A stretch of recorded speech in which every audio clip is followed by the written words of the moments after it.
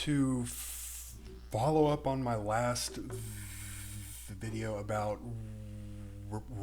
Ripple's acquisition of Fortress Trust, I wanted to explore the other acquisitions that they have made over the last 9 months or so, since uh, January of 2023, just to show you how they have been positioning themselves in light of the at that time ongoing SEC lawsuit. Now they obviously have judicial clarity that XRP is in fact not a security, which makes all of these acquisitions seem much more. It's almost as if they knew, or they didn't really care what the SEC would say. So that is particularly interesting to me. But to kick this off, I will link the Fortress video in the description as well. But you can see here that Ripple makes moves to acquire Fortress Trust, and with that acquisition, it's all about increasing their regulatory compliance, and Fortress Trust already has a lot of experience with that because they provide the custody for iTrust Capital, and they help other Web3 companies with these kinds of regulatory. I don't necessarily want to say problems, but these kinds of obstacles, because since in the US we do not have any regulatory clarity, we are essentially under the thumb of Gary Gensler and the SEC at the moment, at least. So this is what got me thinking about Ripple's other acquisitions. The Fortress one is unique because, as I showed in my other video, Aeon Capital has some very interesting connections as well. As you can see here from Cowboy Crypto, Aeon Capital is also invested in Prime Trust as well as CoinRoutes. Prime Trust investors include FIS, Kraken, and some others as well. CoinRoutes investors include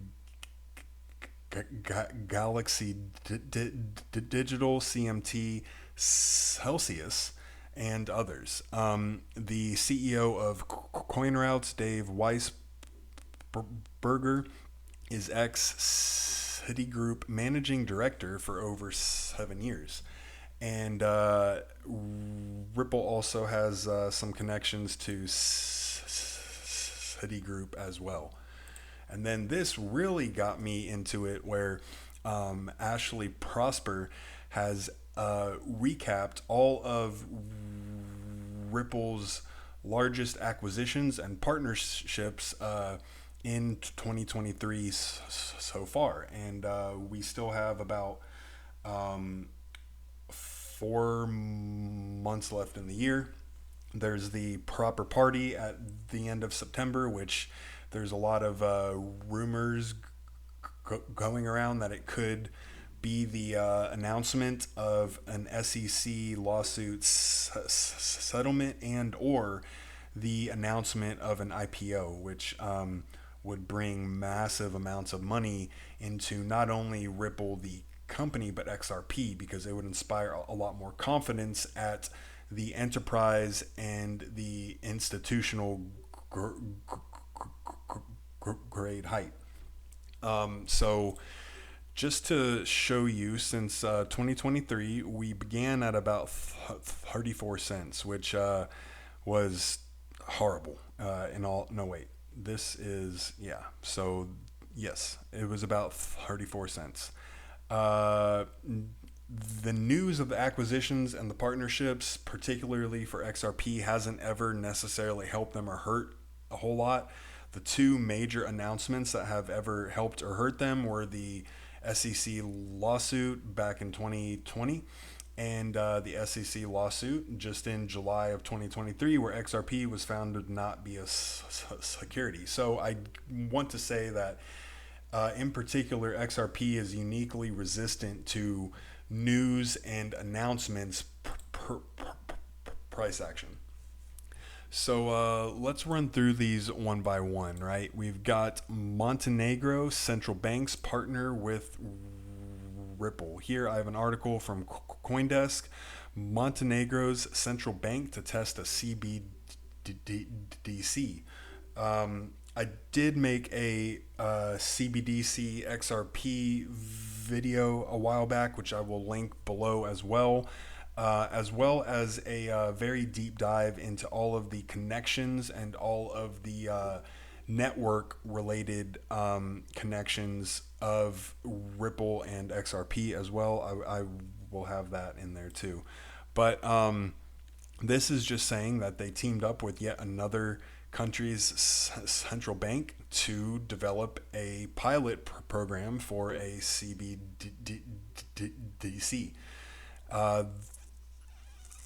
The project will analyze the advantages and risks that CBDCs could pose concerning electronic means of payment, availability, security, efficiency, compliance with regulations, and most importantly, the protection of end users' rights and privacy. I did make a what would a CBDC look like, and I went into all of these points in there, and I guess I will link that one in the description below as well. It can't hurt at this point. So then we go back to the next one. Ripple acquires a stake in Bitstamp. Apologize for that one. Hope you're playing this on 2x. It does help. So in May, Ripple took a minority share ownership in crypto exchange Bitstamp. Well, actually, they acquired something else, and then they kind of acquired this as a part of that. So this is just helping them to, in my opinion, navigate the judicial clarity or lack thereof that we found in July, where exchange-based transactions for XRP did not constitute security exchanges or transactions, because that third party who was buying or selling off an exchange didn't have any kind of a investment contract. So maybe Ripple is interested in these kinds of exchanges to be able to sell their XRP at market rate to the actual exchange itself, where the exchange would then offload XRP onto the general market.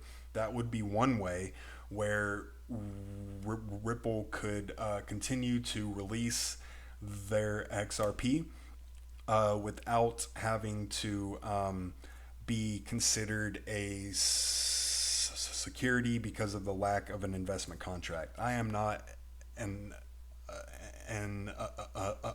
attorney. I'm not a lawyer. I'm not a law expert or anything like that. I do work a little bit with financial agreements in my job and experience, but not enough to truly go into all of that understanding there. But that is what I have picked up off of everyone else who knows a lot more than me. So the next one, Ripple acquires a Singapore payments license. So here's an article. The license allows Ripple to offer regulated digital payment token products and services and expand customers' use of XRP. It talked about the ongoing lawsuit at that time, but this is just another example that they have been positioning themselves to work with different kinds of exchanges to be able to offer XRP to the public, or in order to completely avoid the institutional securities investment contract of it. Maybe even the institutions and enterprises will just have to buy XRP off the market.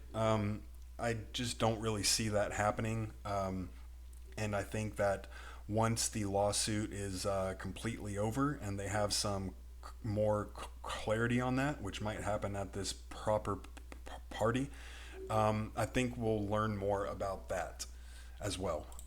So the next one, Ripple acquires Metaco. Did I not? Yeah, let's open up an article and run through this as well, because I forgot. All right. We're going straight to the Metaco site itself. Okay. So they acquired them in May of 2023.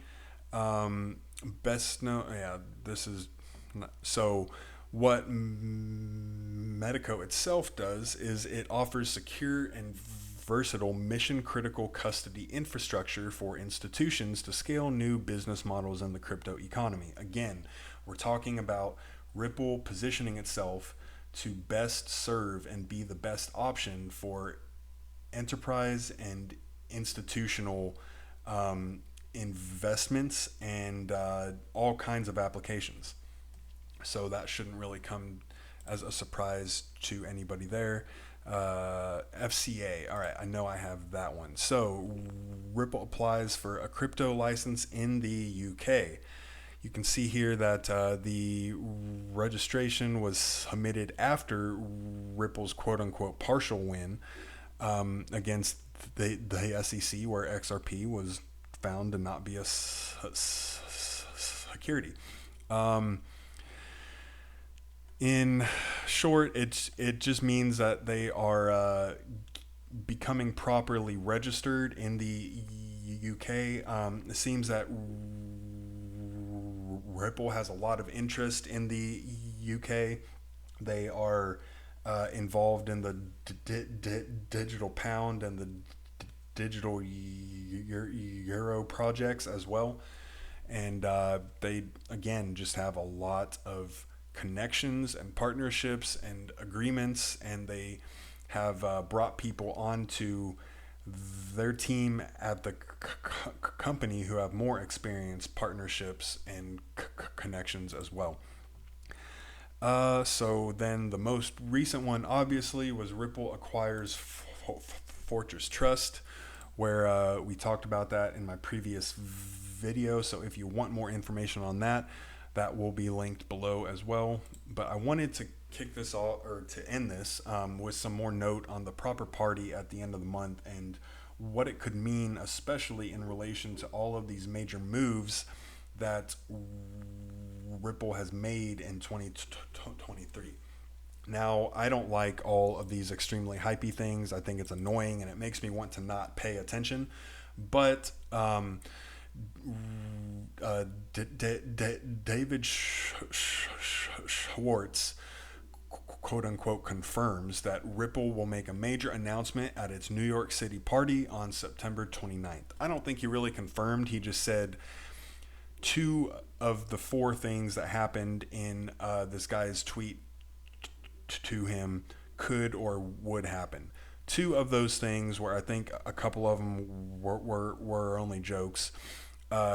Two of those are the SEC versus Ripple lawsuit coming to some sort of settlement that I could only assume to be positive, because Ripple has said multiple times that they will not settle with the SEC unless it puts them in a position to continue with regulatory clarity. And then, of course, the Ripple IPO. Just to talk about XRP price, if these two happen, in particular the IPO, which will open it up to, again, institutional and enterprise investment. This is 2 months ago, and it is from BitBoy, who has been having some problems again. I don't really know anything about them. I'm not too interested. I just hope that he's okay and his family is okay. But he was predicting that XRP could soar to $35 on heels of a Ripple IPO. So that's above and beyond anyone else's over the near term. I've been saying a lot of 5, 10, and 15s. I don't really know where this number came from, in all honesty, but it is a reflection of what the potential for XRP price and is off of the additional adoption and investment that a clearly regulatory compliant Ripple organization becoming public out of an IPO could include for XRP. So that was really about it. So I hope that this helped. I didn't go super far into any one acquisition, but I just like to connect as many things as I possibly can so that I can at least be aware of what to look more into when the time comes. I do not claim to be an expert in crypto protocols or finance or anything like that. But what I can do is I can recognize patterns and I can ask questions when I actually have to.